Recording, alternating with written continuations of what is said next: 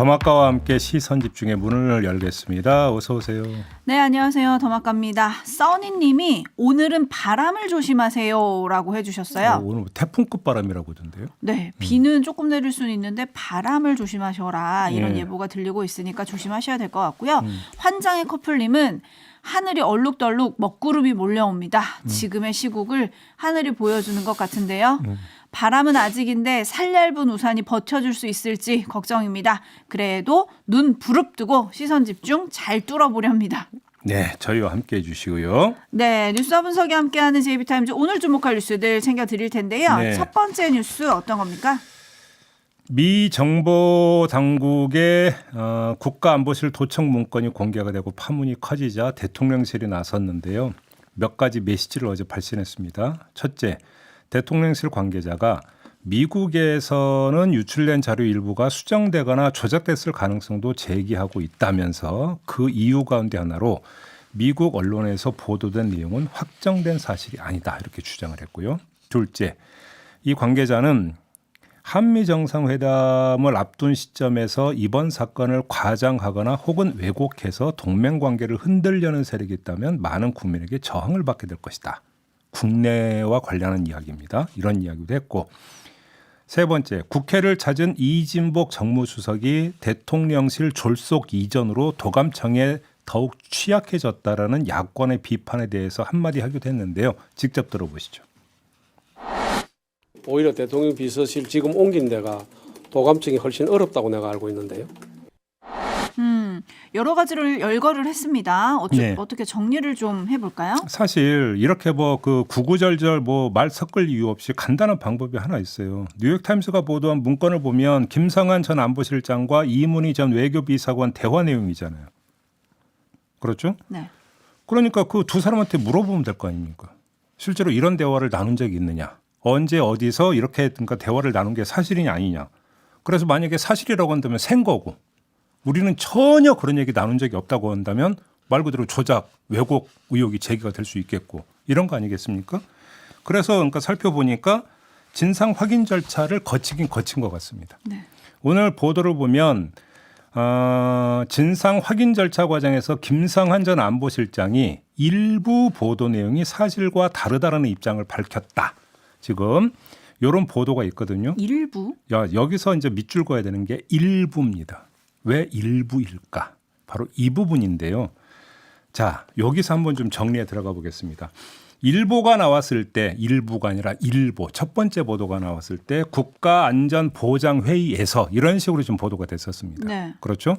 그래서 이 두 사람이 국가안전보장회의에서 이런 이야기를 나눈 게 아니냐라고 하는 가설에서부터 이야기가 시작이 됐는데 근데 이게 사실은 좀 점검해야 될 부분이 있는 것 같습니다. 왜 그러냐면 첫째, 이문희 외교비서관은 국가안전보장회의의 참석 멤버가 아니에요. 지금 공식적인 참석 멤버는 국가안보실에서는 안보실장과 1, 2차장까지거든요.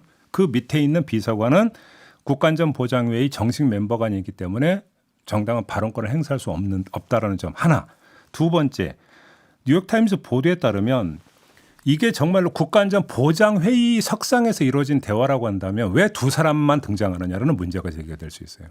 회의 참석자가 더 있을 거 아닙니까? 그런데 왜 두 사람의 발언만이 그러면 관련 문건에 기재가 됐느냐라고 하는 아주 상식적 의문이 제기가 될 수 있는 거죠. 그래서 국가안전보장회의에서의 발언이 아니라 다른 데서의 발언일 가능성을 사실은 배제할 수가 없다. 다시 말해서 대통령실 안 다른 공간에서 두 사람이 단둘이 대화를 나눈 게 도감청이 됐을 가능성 하나. 이게 이제 대통령실 아닐 수도 있고 대통령실 바뀔 수도 있겠죠. 뭐 식당에서는 이런 데일 수도 있고. 두 번째, 대면 대화가 아니라 통화했을 가능성도 배제할 수 없다라고 하는 점. 바로 이 점을 좀 점검을 해야 되는데 제가 이 말씀을 왜 드리냐면 어제 대통령실에서 나왔던 여러 가지 코멘트 가운데 어떤 코멘트가 있었냐면 청와대에서의 벙커는 일부가 지상으로 튀어나와 있지만 지금 여기는 지하이기 때문에 오히려 보안은 여기가 더 그러니까 튼튼하다. 이런 취지의 지금 주장이 나오거든요. 이 이야기는 뭐냐면 벙커. 그러니까 국가안전보장회의가 이루어지는 공간 안에서 센 건 아니다라고 하는 걸 깔고 있는 거잖아요. 그러면 거기서 안 샜으면 아예 안 센 것이냐. 이건 말이 안 되는 거 아니겠습니까? 지금 그래서 그러니까 제가 그러니까 문제를 제기를 하는 거고 김상환 전 안보실장에 따르는 일부 보도 내용이라고 하는 것들도 이렇게 읽을 여지가 있는 거 아니냐. 이 점을 지금 제기를 하는 겁니다. 네. 손뜨개님이 일부든 이부든 도청은 도청 아닙니까? 이런 순서를 남겨주셨는데요. 그러면은 어쨌든 지금 대통령실이 당사자들, 그러니까 대화에 등장하는 김성환 전 실장이랑 이문희 전 외교비서관이요. 당사자들에 대한 진상 확인 절차도 이미 이루어졌다. 이렇게 지금 보도가 되고 있잖아요. 네. 그럼 정확하게 어디까지 확인을 했는지 이것도 좀 알려주면 좋을 텐데요. 그러니까 이제 그걸 지금 공개를 안 하고 있는 거잖아요. 네. 김성환 전 안보실장이 일부 보도 내용이 사실과 다르다는 입장을 전에 밝혔다가 아니라 밝힌 것으로 전해졌다. 네. 보도가 또 이렇게 돼 있어요. 맞아요. 제2차 전원인 거 아니겠습니까? 그래서 대통령실에서 공개적으로 이걸 밝힐지는 솔직히 좀 잘 모르겠습니다만 현재로서는 전해진 것에 전해진 것 이렇게 봐야 된다라는 것이고 그리고 야권에서 대통령실 졸속 이전 때문에 보안이 취약해졌다라고 하는 것들이 벙커만 뜻하는 건 아니었다는 것을 분명히 좀 정리를 할 필요가 있습니다. 어제 저희와 인터뷰했던 김병주 의원 같은 경우도 창문에는 필름을 붙이지만 벽은 무방비했을 가능성이 있다라는 이야기를 하지 않았습니까? 네. 그걸 벙커를 염두에 두고 한 얘기는 아닌 거죠. 그리고 미군 부대가 바로 옆에 있다는 점도 지적을 했었는데요. 벙커가 지하에 있는데 뭐 창문 이야기를 꺼낼 이유도 없는 거 아니겠습니까? 네. 근데 대통령실에서 나온 언급 중에 또 중요한 게 동맹을 흔들려는 세력에 대한 경고도 있었거든요. 그거는 지금 그 얘기 꺼낼 계제가 아니죠. 동맹이 동맹을 지금 도감청 했다고 해서 파문 일고 있는 거니까 그 진실 여하에 대해서 동맹을 흔들려고 하는 건지 그게 아니라 왜 동맹이 다른 우리 동맹한테 이러느냐라고 오히려 따져야 되는 것인지 그다음에 따질 문제인 거죠. 그 얘기를 왜 앞서서 하는 거냐라는 어쨌든 대통령실과 정부 여당은 지금 유출된 문건의 조작 가능성도 지금 얘기를 하고 있으니까요. 관련한 내용은 2부와 3부에 걸쳐서 저희가 더 깊숙이 짚어보도록 하겠습니다. 시선 집중해 주시고요. JB타임즈 다음 주목할 뉴스는 어떤 겁니까? 정광훈 목사가 어제 기자회견을 열어서 이렇게 주장했습니다. 한 대목 들어보시죠. 정치인들은요 권력을 가지기 때문에 반드시 종교인의 감시가 필요해요. 홍준표 시장님, 황교안 전 대표님 하시는 말씀 보세요. 저게 통제되는 말입니까 저게? 그래서 정광훈 목사의 통제를 받아야 되는 거예요. 네. 자, 국민의힘 안팎에서 정광훈 목사와 손절해야 한다라는 주장이 나오고 있는 판에 오히려 정광훈 목사는 통제라는 표현까지 쓰고 있는 거 아니겠습니까? 네. 자, 국민의힘 입장에선 도움될 게 전혀 없는 주장을 한 건데 그래서일까요? 장해찬 청년 최고위원이 어제 최고위원 회의에서 이런 말도 한 적이 있었습니다. 들어보시죠. 우리 국민의힘은 전광훈 씨처럼 국민 눈높이에 맞지 않는 극단적 언행을 하는 인물의 영향을 받는 정당이 아닙니다. 마치 국민의힘에 영향을 끼치는 것처럼 왜곡하는 발언을 더 이상 용납하지 않겠다고 강력하게 경고합니다. 네, 센 발언이죠. 근데 이걸로 될까 싶습니다. 왜요?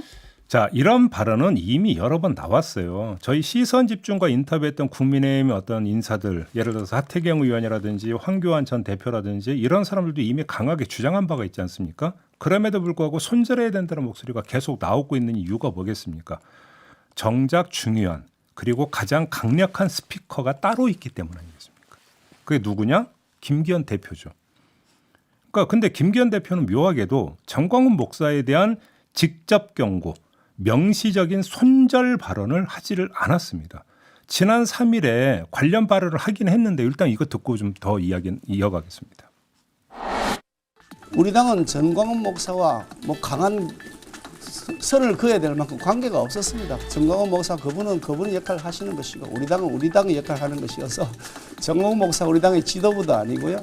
그분이 가지고 있는 개인적 의견을 그냥 여러분들께서 들으시고 우리 당도 들을 건 들었고 또 참고할 건 참고하겠지만 또 아닌 것은 아니라고 말씀드리는 것이라고 이해하시면 되겠습니다. 네, 이 발언과 조금 전에 들었던 장해찬 최고위원의 발언을 한번 비교를 해보시죠. 지금 김기현 대표의 발언은 되게 완곡하고 우회적인 발언 아니겠습니까? 자, 정광훈 목사를 직접 겨냥한 직사포 발언이 아니라는 건데요. 왜 그럴까요? 이를 두고 세간의 분석은 거의 비슷합니다. 김기현 대표의 과거 언행 이게 문제 아니냐 이 점을 지적을 하고 있는데요. 2019년 11월 문재인 퇴진 촉구 집회에 나와서 했던 발언이 지금 재소환되고 있지 않습니까? 이거 잠깐 들어보시죠. 오늘 이 폐악한 정권, 독재 정권을 외치는 이사야와 같은 선지자가 저런 정광훈 목사님이라고 생각합니다, 여러분. 네, 본인이 본인 입으로 선지자라고 했던 사람을 직격을 하면 그 직격 발언이 다시 부메랑이 되어서 자신한테 돌아오지 않겠느냐라는 우려. 이것 때문에 아주 명시적이고 센 발언을 하지 못하고 있는 거 아니냐. 이런 분석이 일반적인 것 아니겠습니까? 이런 분석이 맞다면 국민의힘은 전광훈의 늪이 아니라 말의 덫에 빠져 있는 것이다. 이렇게 봐야 될 겁니다. 네, 뭐 말의 덫에 빠져 있다면 벗어나는 거는 단호한 행동으로 벗어나면 될 텐데 네. 지금 그걸 못 하고 있다. 이 점을 지금 지적을 해주신 그 거잖아요. 행동이 부메랑이 될까 봐. 네. HBYI님이 종교가 정치 위로 올라가면 중세 시대로 가세요라고 꼬집어 주셨고요. 토토로님이 종교인의 권력은 그럼 누가 통제를 하나요?라는 물음표 주셨고 허보현님은 오호 통제라. 그냥 이렇게 적어주셨습니다. 네, 견제도 아니고 통제라는 표현을 썼습니다. 네. 뉴스와 분석이 함께하는 JB타임즈 다음 주목할 뉴스는 어떤 건가요?